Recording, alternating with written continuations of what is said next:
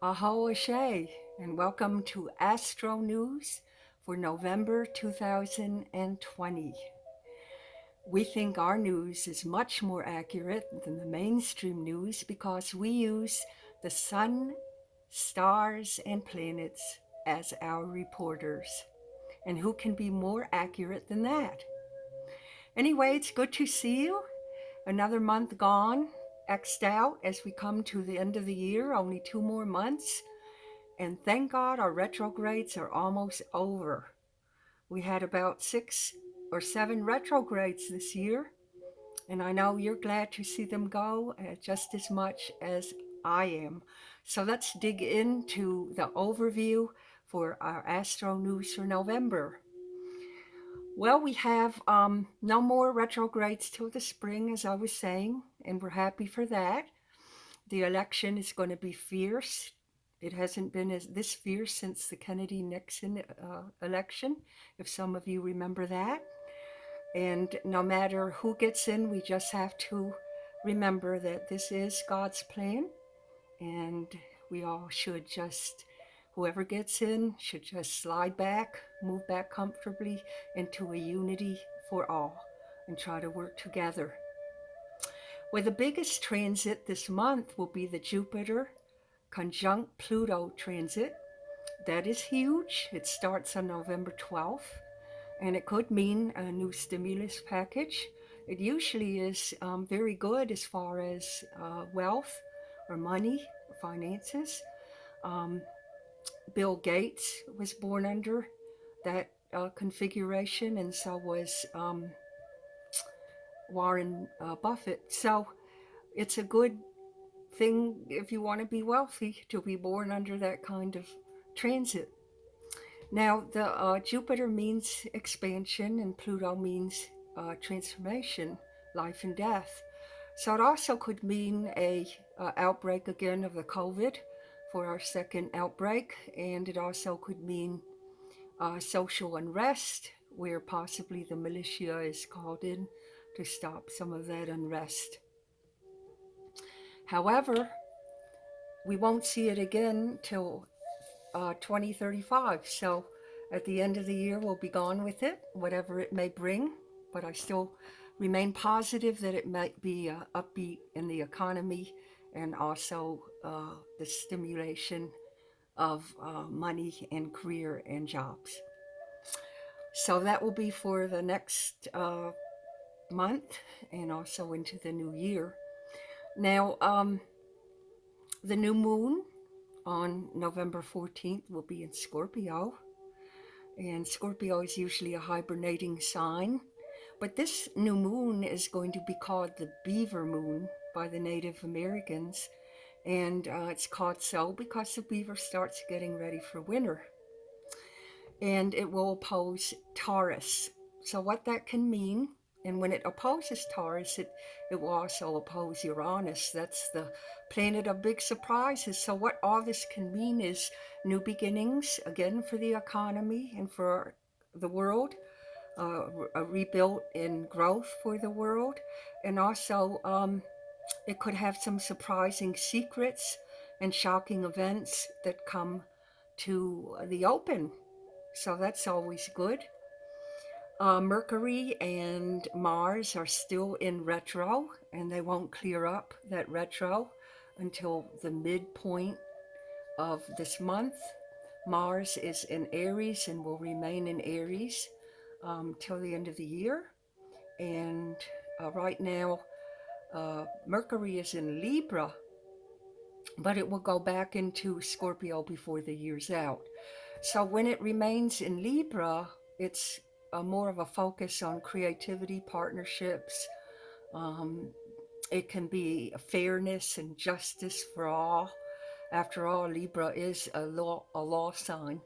So, it governs law and the justice. So it will be a lot of that this month, and of course, going to the polls is a very governmental thing to do. So that's what it will rule.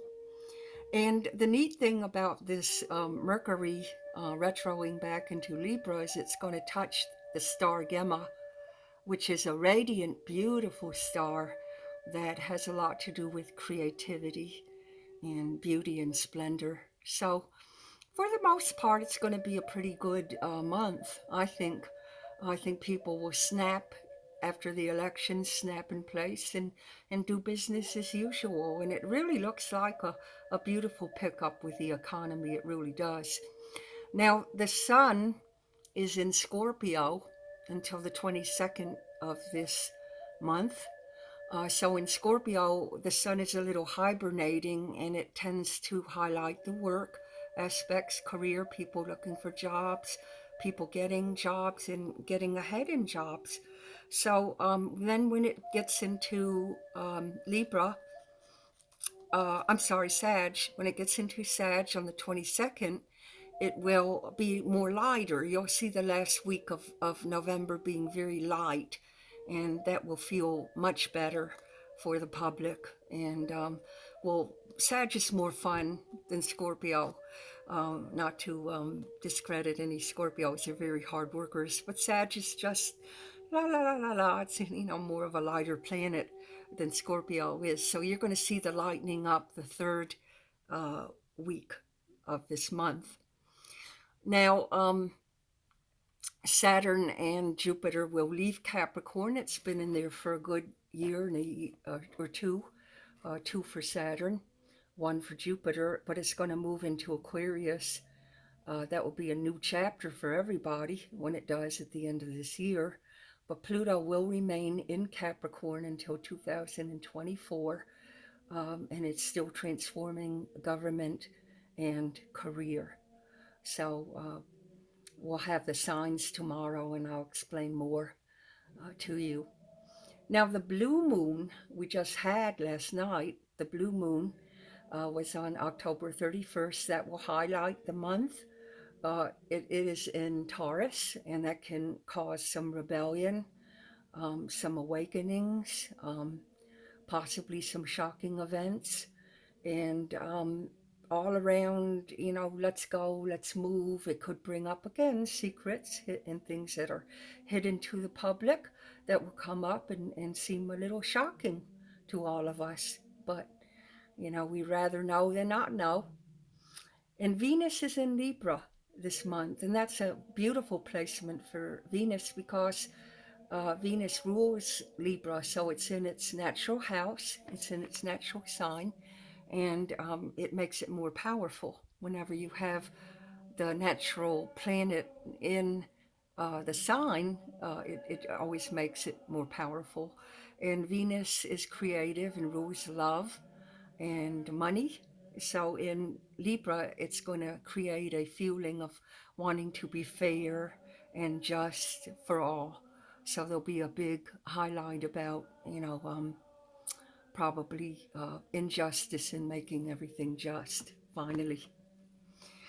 So then Mercury is in Libra, and I already explained that it's going to hit that beautiful star Gemma. So that'll be very, very nice. The full moon on November 30th is a biggie, just like the last one was last night. That's going to be a huge powerhouse for us on the 30th. It will be a lunar eclipse. And lunar eclipses always change lives, big time. They either take away something out of your life or they magnify or amplify something in your life. So, especially for it's going to be in Gemini, so the Geminis and Sagittarius will feel it more than the other signs.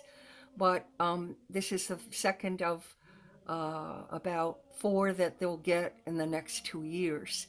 So lots of changes with love and friendship and gatherings and travel and journeying and things like that and government. It's all Sag and Gemini. So that's it for the highlights of this month. It looks like another powerful month. Now join me tomorrow night when at 8 o'clock p.m. on Monday, I'll go through all the signs for this month. And then after, we'll have some mini readings So bring your glass of wine and let's get together and let's go through all the signs. Until then, you have a safe Sunday and much love and much peace. Ashe, aho, aloha. I'll see you tomorrow night.